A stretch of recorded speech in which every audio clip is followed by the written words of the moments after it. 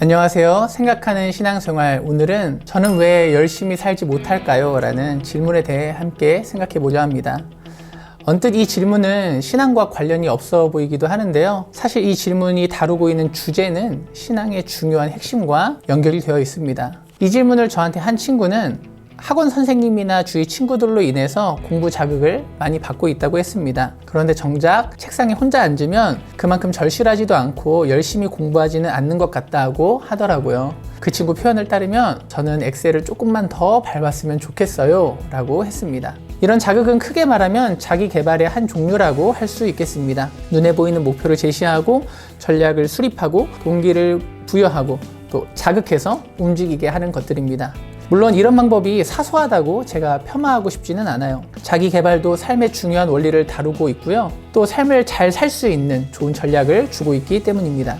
하지만 중요한 것은 이런 외부적인 자극은 우리의 성품이나 사람됨을 또 우리 자신을 좀처럼 변화시키지 못한다는 것입니다. 심지어 자기 개발을 통해서 많은 것을 이룬 사람도 그가 올바른 목표를 향해 달려갔는지 또 그것을 이루는 동기와 태도가 좋은 것이었는지를 확인할 수는 없는 것이죠. 자기 개발은 그것만으로는 많은 한계를 갖고 있는 것입니다. 하지만 하나님은 전혀 다른 방식으로 우리에게 일하신다고 성경은 말합니다.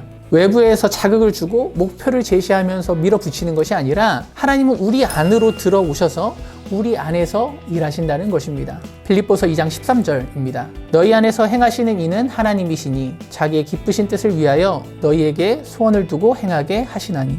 하나님은 우리 안에 들어오셔서 우리의 동기를 변화시키십니다. 분노나 열등감이나 타인의 평가나 우리 욕심을 이루기 위해 삶을 사는 것이 아니라 우리가 이미 하나님의 사랑받는 자녀로서 하나님의 기쁘신 뜻을 이루어가는 삶을 살도록 우리에게 충분한 기쁨과 활력을 공급해 주신다는 것입니다. 나에게 맞지 않는 목표나 아니면 많은 사람들이 좋다고 하는 것에 휘둘리는 삶이 아니라 나를 가장 잘 알고 계시는 하나님께서 나에게 가장 맞는 소원과 방향을 허락하시고 그것을 자연스럽게 행하도록 하신다고 이 말씀이 가르쳐 주고 있는 것이죠. 저는 왜 열심히 살지 못할까요? 이 질문에 저는 열심히 살아보고 싶은 그 친구의 마음이 느껴졌습니다. 주어진 삶을 잘 살고 싶은 소원이 있으니까 이런 질문을 했겠죠. 남들이 모두 열심히 달려가는 것 같고 또 세상엔 내가 설 만한 자리가 좀 부족한 것 같다고 느껴지니까 그런 생각이 들만하다고 생각합니다. 하지만 저는 이런 질문이 들 때요, 더욱 우리에게 단순한 믿음이 필요하다는 생각을 합니다. 내 인생은 하나님의 손 안에 있다.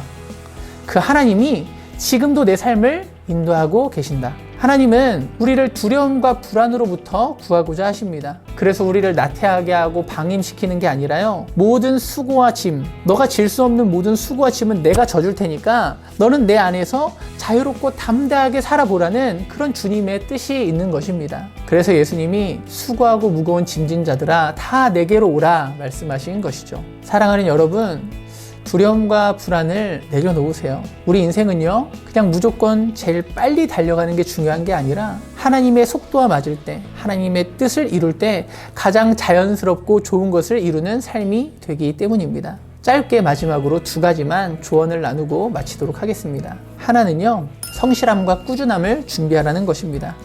세상적인 동기나 열심으로 사는 게 좋지는 않습니다. 하지만 그것이 성실함과 꾸준함을 무시하라는 그런 뜻은 아닙니다.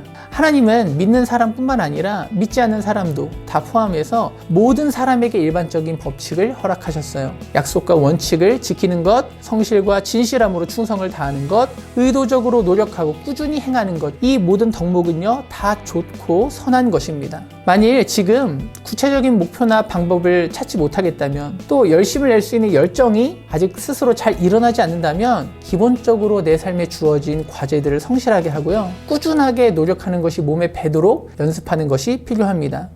그리고 그것은요, 하나님의 뜻과 하나님의 때를 만나는 순간에 가장 귀하게 쓰임받는 도구가 될 것입니다. 또 두 번째는요, 하나님 안에서 나의 과거를 돌아보고 또 현재를 생각해보는 시간을 가지라는 것입니다. 앞서 빌립보서 말씀을 통해서 나눈 것은요, 하나님이 우리 안에서 일하신다는 게 우리의 자질과 성품과 관련 없이 일하신다는 뜻은 아닙니다. 우리를 오히려 잘 아시는 하나님께서 우리의 성품이나 우리의 재능이나 경험을 고려하여 우리와 더불어서 일하신다는 것입니다. 그러니 하나님 앞에서 나의 과거를 돌아보고 지금 내 모습이 있기까지 있었던 여러 가지 일들을 한번 돌아보세요. 그것은 도움이 됩니다. 또 그것을 하나님께서 사용해 주시기 원한다고 고백해 보시기 바랍니다. 그러면 희미하게요, 앞길을 비추는 무엇인가 방향이 있다는 것을 분명히 느낄 수 있을 거예요. 그리고 그 길을 따라서 한번 주저없이 걸어보세요. 그러면 그 안에서 하나님이 행하시는 새 일을 만나게 될 것입니다. 놀랍게도 이것은요, 임의적인 방법이 아니라 성경에 나타난 수많은 인물들이 하나님을 만나고 하나님의 뜻을 따라 걸어갔던 그런 방식이었습니다. 하나님은 한번 약속하시면요, 결코 잊지 않으시고 또 열심히 그 일을 이루시는 분입니다. 우리의 열심보다 더 큰 열심이 지금도 이 세상을 향해 일하고 있고요, 또 우리 안에 들어와서 일하고 있음을 잊지 마시기 바랍니다. 나는 왜 이렇게 열심히 살지 못할까? 조급함을 잠시 내려놓으시고요, 그 하나님을 향해 내 안에서 일하시는 하나님을 위해 살아보고 싶은 뜨거운 사랑과 열정을 한번 구해보세요. 그러면 하나님이 나만을 위해 만들어 놓으신 그 길을 발견하게 되고요, 내 인생에 가장 걸맞는 열정과 열심으로 열매 맺는 삶을 살게 되리라 믿습니다. 저는 다음 시간에 다시 찾아오겠습니다. 여러분 건강하세요. 안녕히 계세요.